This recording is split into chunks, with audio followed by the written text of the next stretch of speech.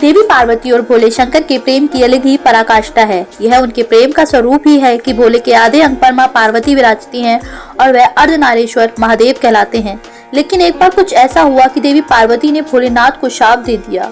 हालांकि उनके साथ उन्होंने अपने ज्येष्ठ पुत्र कार्तिकेय, भगवान विष्णु और रावण को भी शाप दिया।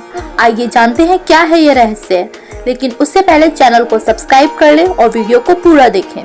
पुरानी कथा के अनुसार एक बार भोलेनाथ ने माता पार्वती के साथ जुआ खेलने की अभिलाषा प्रकट की। इसमें भगवान शंकर अपना सब कुछ हार गए। हारने के बाद भोलेनाथ ने अपनी अलग ही लीला रची। उन्होंने पत्ते से बने वस्त्र पहने और गंगा तट पर पहुंच गए। यह बातें जब कार्तिकेय को पता चली तो वह माता पार्वती से समस्त वस्तुएं वापस लेने पहुंच गए। कार्तिकेय जी जब माता के पास पहुंचे और पिता की वस्तुएं मांगी तो माता ने उन्हें कहा कि खेल में हारी वस्तुएं खेल में ही जीतनी होगी। इसके बाद खेल शुरू हुआ और इस बार खेल में पार्वती जी हार गई तथा कार्तिकेय शंकर जी का सारा सामान लेकर वापस चले गए। इधर पार्वती जी चिंतित हो गई कि सारा सामान भी गया तथा पति भी दूर हो गए। पार्वती जी ने अपनी व्यथा अपने प्रिय पुत्र गणेश को बताई।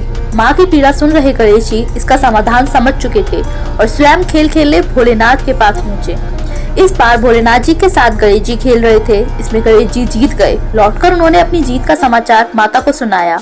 इस पर पार्वती बोली कि उन्हें अपने पिता को साथ लेकर आना चाहिए था। इसके बाद गणेश जी फिर भोलेनाथ की खोज में निकल पड़े। भोलेनाथ से उनकी भेंट हरिद्वार में हुई। उस समय भोलेनाथ भगवान विष्णु व कार्तिकेय के साथ भ्रमण कर रहे थे।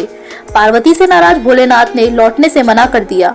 भोलेनाथ के भक्त रावण ने गणेश जी के वाहन मूषक को बिल्ली का रूप धारण करके डरा दिया। मूषक गणेश जी को छोड़कर भाग गए। इधर भगवान विष्णु ने भोले शंकर की इच्छा से पासा का रूप धारण कर लिया। गणेश जी ने माता के उदास होने की बात भोलेनाथ को कह सुनाई।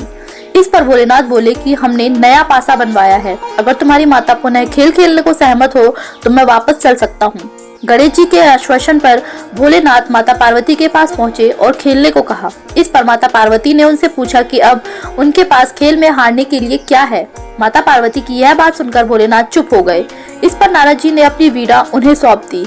इस खेल में भोलेनाथ हर बार जीतने लगे। एक दो पासे फेंकने के बाद गणेश जी सारी बात समझ गए। उन्होंने पासे रूप में भगवान विष्णु का रहस्य माता पार्वती को बता दिया। यह सब सुनकर माता पार्वती को क्रोध आ गया। उसी समय रावण ने माता को समझाने का प्रयास किया, लेकिन उनका क्रोध शांत नहीं हुआ तथा क्रोधवश उन्होंने भोलेनाथ को शाप दे दिया। कथा के अनुसार देवी पार्वती ने भोलेनाथ को शाप दिया कि उनके सर पर सदैव गंगा का बोझ रहेगा। इसके बाद भगवान विष्णु को यह शाप दिया कि यह रावण जो आज तुम्हारे साथ हर खेल में बराबर का साझेदार रहा, यही एक दिन तुम्हारा शत्रु होगा। फिर उन्होंने रावण को यह शाप दिया कि जिसकी आज उसने मदद की है वही विष्णु एक दिन उसका अंत करेंगे। देवी पार्वती का क्रोध यहीं खत्म नहीं हुआ। उन्होंने अपने ज्येष्ठ पुत्र कार्तिकेय को भी शाप दिया। उन्होंने कार्तिकेय को हमेशा ही बाल रूप में रहने का शाप दिया। अगर दी हुई जानकारी अच्छी लगे तो चैनल को सब्सक्राइब करें। Thank you.